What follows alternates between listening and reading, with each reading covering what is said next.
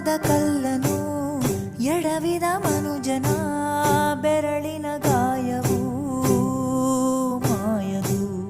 ಹಗೆಯಲಿ ಕೋವಿಗೆ ತಲೆ ಕೊಡೋ ಮರುಳರ ಗುಡಿಯಲಿ ದೈವವು ಕಾಯದು. ಕತ್ತಲನು ಮಣಿಸೋಕೆ ಹಚ್ಚಿಟ್ಟ ದೀಪ ಊರೂರನ್ನೇ ಸುಡುವಂಥ ಜ್ವಾಲೆಯಾಯಿತೇನೋ.